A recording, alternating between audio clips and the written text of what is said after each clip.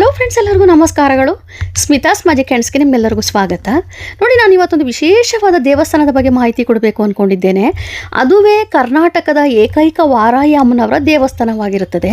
ಈ ದೇವಸ್ಥಾನ ಇರುವಂಥದ್ದು ಶೃಂಗೇರಿಯಿಂದ ಒಂದು 7-8 ಕಿಲೋಮೀಟರ್ ದೂರದಲ್ಲಿ ದೊಡ್ಡ ಹೊನ್ನೆ ಗ್ರಾಮ ಅಂತೇಳಿ, ಅದಕ್ಕೆ ಕುಂತೂರು ಗ್ರಾಮ ಅಂತಲೂ ಕೂಡ ಕರೆಯುತ್ತಾರೆ. ಅಲ್ಲಿ ಈ ವಾರಾಹಿ ಅಮ್ಮನವರ ಒಂದು ಸ್ಥಾಪನೆ ಆಗಿರುವಂಥದ್ದು. ಈ ವಾರಾಹಿ ಅಮ್ಮನವರ ಜೊತೆ ಪಂಜುರ್ಲಿ ದೇವಸ್ಥಾನವು ಅಂದರೆ ಆ ಪಂಜುರ್ಲಿ ಕೂಡ ಇಲ್ಲಿ ಪ್ರತಿಷ್ಠಾಪನೆ ಮಾಡಲಾಗುತ್ತದೆ. ಈ ಅಮ್ಮನವರು ಧರ್ಮಸ್ಥಳದಿಂದ ಬಂದಿರುವಂಥ ವಾರಾಹಿ ಅಮ್ಮನವರಾಗಿರ್ತಾರೆ. ಹಾಗೆಯೇ ಇದು ಶೃಂಗೇರಿ ಮತ್ತು ಕೊಪ್ಪದ ಒಂದು ಗಡಿ ಭಾಗದಲ್ಲಿ ಇರುವಂಥದ್ದು. ತುಂಬ ಸುಲಭವಾಗಿ ಸಿಗುವಂಥ ದೇವಸ್ಥಾನ ಇದಾಗಿರುತ್ತದೆ. ನೀವು ಶೃಂಗೇರಿಯಿಂದ ಒಂದು ದೊಡ್ಡ ಹೊನ್ನೆ ಗ್ರಾಮಕ್ಕೆ ಬಂದುಬಿಟ್ರೆ ಅಲ್ಲಿ ನಿಮಗೆ ಒಂದು ಗಣಪತಿ ದೇವಸ್ಥಾನ ಇದೆ. ಅದರ ಮಾರ್ಗದಲ್ಲೇ ಈ ಒಂದು ವಾರಾಹಿ ಅಮ್ಮನವರ ದೇವಸ್ಥಾನ ಇರುವಂಥದ್ದು. ತುಂಬ ಸರಳವಾದ ದೇವಸ್ಥಾನ, ಅಷ್ಟೇ ಶಕ್ತಿಶಾಲಿ ದೇವಸ್ಥಾನ.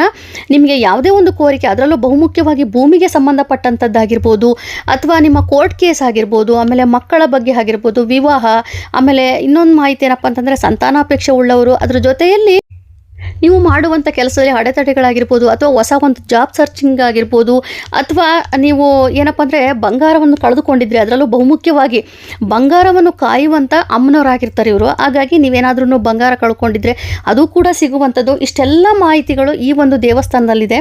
ಅಂದರೆ ಈ ದೇವಸ್ಥಾನಕ್ಕೆ ನೀವು ಬಂದು ಏನೇ ಕೋರಿಕೆ ಮಾಡಿಕೊಂಡ್ರೂ ಕೂಡ ಅದು ನೆರವೇರುತ್ತದೆ ಅನ್ನೋ ಒಂದು ನಂಬಿಕೆ. ಈ ಒಂದು ದೇವಸ್ಥಾನಕ್ಕೆ ಯಾವಾಗಲೂ ಕೂಡ ಒಂದು ರಾಜಕಾರಣಿಗಳೊಂದು ಪ್ರಭಾವಶಾಲಿಗಳು ಬಂದೇ ಬರ್ತಿರ್ತಾರೆ ಅನ್ನೋ ಒಂದು ಮಾಹಿತಿ ಕೂಡ ಇದೆ. ಆಗ ಈ ದೇವಸ್ಥಾನ ಏನಪ್ಪ ಅಂತಂದರೆ ತುಂಬ ಜನಕ್ಕೆ ಗೊತ್ತಿರೋದಿಲ್ಲ. ಯಾಕಂದರೆ ಇದು ಪರಿಸರದ ಮಧ್ಯೆ ಇರುವಂಥದ್ದು.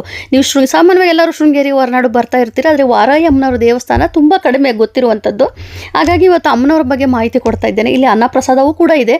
ನೀವು ಇಲ್ಲಿ ಬಂದು ಅಮ್ಮನವರ ಒಂದು ದರ್ಶನ ಮಾಡಿಕೊಂಡು ನಿಮ್ಮ ಕೋರಿಕೆಯನ್ನು ಕೇಳಿಕೊಂಡು, ಹಾಗೆಯೇ ಇಲ್ಲಿ ವಿಶೇಷವಾಗಿ ಹೋಮ ಹವನಗಳನ್ನು ಸಹ ಮಾಡ್ತಾರೆ. ಅಂದರೆ ನೀವು ಏನಾದರೂ ಒಂದು ಪೂಜೆ ಮಾಡಿಸ್ಬೇಕು ಅಂತಂದರೆ ಅವರಿಗೆ ಒಂದು ಫೋನ್ ಮಾಡಿದ್ರೆ ಸಾಕು, ಅವರು ನಿಮಗೆ ಇಂಥ ದಿವಸ ಬರೋದಕ್ಕೆ ಹೇಳ್ತಾರೆ. ಅಂಥ ದಿವಸ ಬಂದು ನೀವು ಇಲ್ಲಿ ಪೂಜೆಯನ್ನು ಕೂಡ ಮಾಡಿಸ್ಕೊಂಡು ಹೋಗ್ಬೋದು. ನಿಮಗೆ ಕಾಣಿಸ್ತಾ ಇರ್ಬೋದು, ಅಲ್ಲಿ ಯಾರೋ ಒಂದು ಭಕ್ತಾದಿಗಳು ಬಂದು ಅಲ್ಲಿ ಹೋಮ ಕೂಡ ಮಾಡಿಸ್ತಾ ಇದ್ದಾರೆ. ಹೀಗೆ ವಿಶೇಷವಾಗಿರುವಂಥ ಈ ಅಮ್ಮನವರ ದೇವಸ್ಥಾನ ತುಂಬಾ ಪ್ರಭಾವಶಾಲಿ ದೇವಸ್ಥಾನ. ನೀವು ಏನೇ ಒಂದು ಕೇಳ್ಕೊಂಡ್ರೂ ಕೂಡ ಈ ವಾರಾಹಿ ಅಮ್ಮನವರ ಒಂದು ಅನುಗ್ರಹ ನಮಗೆ ಸಿಗ್ತಾ ಹೋಗುತ್ತದೆ. ಆಮೇಲೆ ಈ ದೇವಸ್ಥಾನದಲ್ಲಿ ಜೀರ್ಣೋದ್ಧಾರ ನಡೀತಾ ಇದೆ, ಅಂದರೆ ಕಟ್ಟಡವನ್ನು ಕಟ್ತಾ ಇದ್ದಾರೆ. ಹಾಗಾಗಿ ಅಲ್ಲಿ ನೀವು ಹೋದಾಗ ನಿಮ್ಮ ಕೈಲಾದಷ್ಟು ನೀವು ಸಹಾಯವನ್ನು ಸಹ ಮಾಡ್ಬೋದು.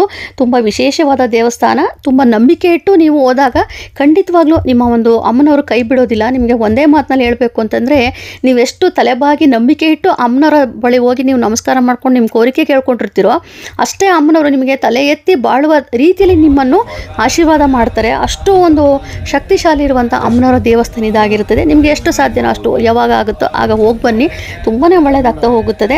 ಹಾಗೆ ನಾನು ಹೆಚ್ಚಿನ ಮಾಹಿತಿ ಕೊಡೋದಿಲ್ಲ, ಇಷ್ಟು ಮಟ್ಟಿಗೆ ಅಷ್ಟೇ ನಾನು ನಿಮಗೆ ತಿಳಿಸ್ಕೊಡ್ತಾ ಇರುವಂಥದ್ದು. ಇನ್ನು ನಿಮಗೆ ಇದ್ರ ಬಗ್ಗೆ ಮಾಹಿತಿ ಬೇಕು ಅಂತಂದರೆ ಖಂಡಿತ ನನಗೆ ಮೆಸೇಜ್ ಮಾಡಿ, ನಾನು ನಿಮಗೆ ರಿಪ್ಲೈ ಮಾಡ್ತೇನೆ. ಸೊ ಇವತ್ತು ನಾನು ನಿಮಗೆ ವಾರಾಹಿ ಅಮ್ಮನವರ ಬಗ್ಗೆ ಕೊಟ್ಟಿರುವಂಥ ಮಾಹಿತಿ ಹೇಗಿತ್ತು ಅಂತೇಳಿ ಒಂದು ಕಮೆಂಟ್ ಮಾಡೋದು ಮರಿಬೇಡಿ. ಕಮೆಂಟ್ ಮಾಡಿ, ಲೈಕ್ ಮಾಡಿ, ಶೇರ್ ಮಾಡಿ, ಹಾಗೆಯೇ ಸಬ್ಸ್ಕ್ರೈಬ್ ಮಾಡ್ಕೊಳ್ಳಿ. ನಿಮಗೆ ಆ ಫೋನ್ ನಂಬರ್ನು ಕೂಡ ನಾನು ನಿಮಗೆ ಡಿಸ್ಪ್ಲೇ ಮೇಲೆ ಹಾಕಿರ್ತೇನೆ. ನೀವು ಆ ಫೋನ್ ಮಾಡಿಕೊಂಡು ಕೂಡ ಹೋಗ್ಬೋದು. Thank you.